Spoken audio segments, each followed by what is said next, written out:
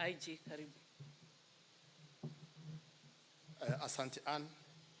Your Excellency, nitachukua chini ya dakika 5.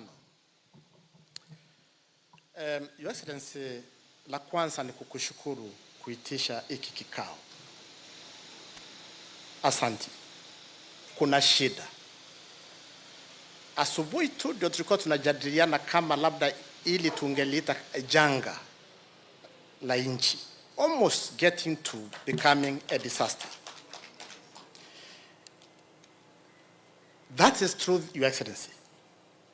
And I will not stand here as the Inspector General of the National Police Service wa nchi yetu nzuri sana to be on the defensive. And Your Excellency, as I stated earlier, let this not be a finger-pointing session. There is a problem. And the truth is, we are all culpable. I'm not competent to say His Excellency is culpable. But the rest of us, kusema ukweli, we are culpable. Hata wazazi, let us, all of us, own this problem. Jana tu, mumeona kijana wa miaka 28 ameua watu 4 Kisumu. Alianza na mke wake akamkata, akaenda kwa mtoto wake wa miaka 6 akaua, akaenda kwa mjomba wake miaka 60 akaua, akaenda kwa mke wa mjomba wake 58 years. Watu 4. Kule kwangu kwa village yangu Meru, another young man killed the other day the grandmother and the mother. You all remember this incident of Kiambu. A young man killed a number of people kwa boma yao. It is a serious problem. And because of the stigma attached to this problem, many of us are not willing to talk about it. Just the other day, a couple get to my office all the way to Nairobi. A old couple. Familia ambayo imebarikiwa iko na mali, walikuja mpaka kule Nairobi kuja kuniona. Wakaniambia, IG, tumekataa kuzungumza na Regional Police Commander. Tumekataa kuzungumza na County Police Commander. Wakaja mpaka kwangu. Wananieleza kijana wetu alikuja kwa boma akiwa armed, akanajizi mke wangu ambaye ni mama yake. Amevuta hiyo kitu, ametoka ameambia baba, sitaki kuwa note hapa. Lakini families are crying. That is the truth. It is painful. Your Excellency, from where I sit, enough is enough. We cannot go beyond where we have reached. We are going to lose our generation. We are getting to a point where we are not careful. Then in the near future, as I said elsewhere, tutakuwa na deputy president ambaye ni mlevi, anakula hizi vitu. Tutakuwa na AG kwa ofisi ambaye ni mlevi, ajiwezi. Tutakuwa na speaker ambaye ni mlevi, magavana ambao ajiwezi. Jameni. We must save the society. We have a beautiful country, and all of us have a responsibility. Where I come from the National Police Service, maofisa wenzangu wako hapa na ni wengi.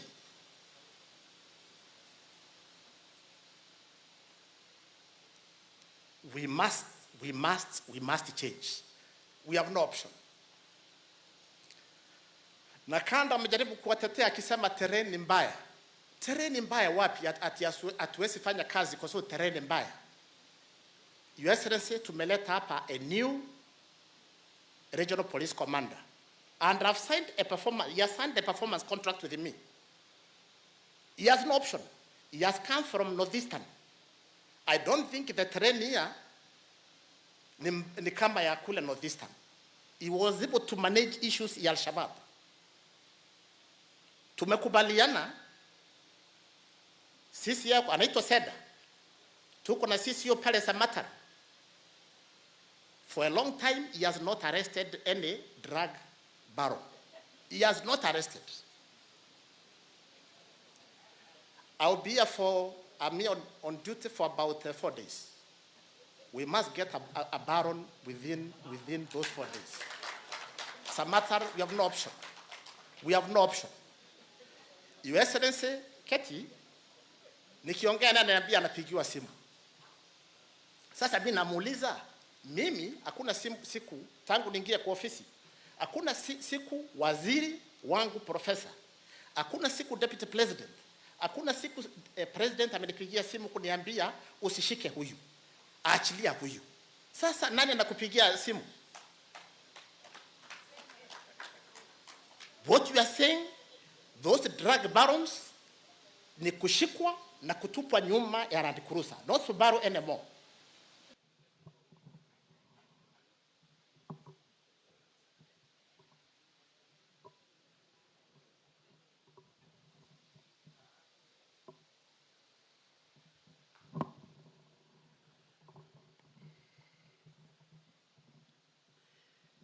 Your Excellency, the Deputy President, and all the other colleagues present, clergy, and all officers of government, I'll say a few things and then allow my colleagues also to weigh in so that we can move towards the plenary where our leaders who have not spoken and the other participants can also give us their input on this very important matter. Your Excellency, the problem of drugs, substance abuse is a national security matter. I do know there are some public health concerns, social concerns, economic concerns on the impacts of this problem to our country. But the entry point for this discussion should be our national security and the survival of the country in the years to come. And therefore, for us, in the Interior Ministry, we consider those who are selling drugs, transporting drugs, those who are manufacturing illicit alcohol, as well as public officials who are enabling the purveyors of drugs and illicit alcohol to thrive. We consider the category of everybody that I've mentioned in that chain as enemies of Kenya. We consider them as participants in organized crime, and therefore we have placed them on the same category where we have placed terrorists, extremists, and bandits. There is no difference. What terrorists are doing to our country, the harm that other organized criminals are doing to our country, including bandits, is the same harm that those who are manufacturing, transporting, selling, distributing, and encouraging drugs and alcohol are doing to our country. So, what are we doing? First, we'll go hard on them. Even as we wait for the other interventions that are critically important for the sustainability of this war, we'll go hard the same way we've gone hard on terrorism and on violent extremism. Very hard. I see no reason, even as we look at our legislation, why we should not borrow the current legislation on the fight against terror to fight drugs and the organized crime that is around drugs. I see no reason whatsoever. Your Excellency, the Director of Public Prosecutions did highlight here things which are already in our law, which we should be implementing. And again, I see no reason why we are not implementing. The destruction of drugs before they can be interfered with or reused, as has been the case in Kiahinya recently, I see no reason why anything that is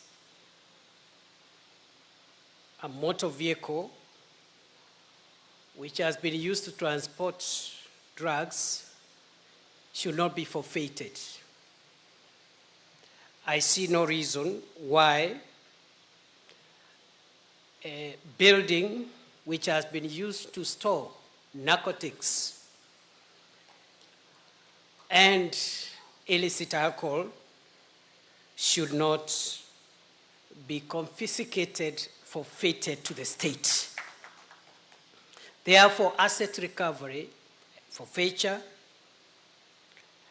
and harsh punishments, even if it includes enhancing the already existing law, will go a long way in the hard solutions to this problem.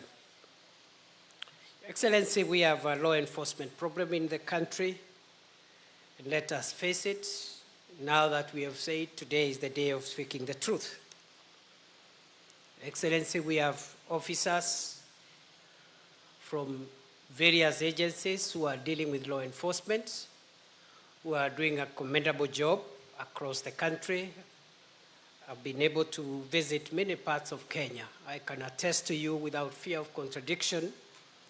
We have police officers, we have Ngao officers, we have all manner of officers, including public prosecutors, who are doing a great job for this country, and they need to be applauded. But we also have a group of officers, Your Excellency, and public officials who have decided to benefit from the death of the nation. And therefore, they are presiding over a systematic and gradual death of this and current generation. And these are police officers, for example, Ngao officers, public prosecution officials who are taking bribes from drug barons and those who are transporting drugs so that the law doesn't catch up with them. So we have a problem. And this is the solution. The solution is that for us in national security, we cannot afford a day extra in talking about what we need to do when we know what we need to do. For example, there are all these tensions between agencies and the two levels of government, including national government and county governments. We have no quarrel with the departmental jurisdictions of agencies or even the functional mandates of county governments vis-a-vis national government. But we want to remind the country that national security is not a devolved function. And therefore, anything that threatens national security, we will go out of our way to prevent further harm, and we will not wait for the discussions around whether this falls under this level of government or this other level of government. I was in Kiahinya, Your Excellency, a day before you went there for the mass burial of 17 Kenyans who died from one village because poison was sold to them. And this poison had actually been, it was an exhibit which was supposed to be used in court. Police officers in the local police station sold that exhibit to the person who used that exhibit to kill 17 people. I want to thank the Inspector General of Police and the service commanders, because every time the government has requested the National Police Service to make decisions on rowdy and patriotic and criminal officers,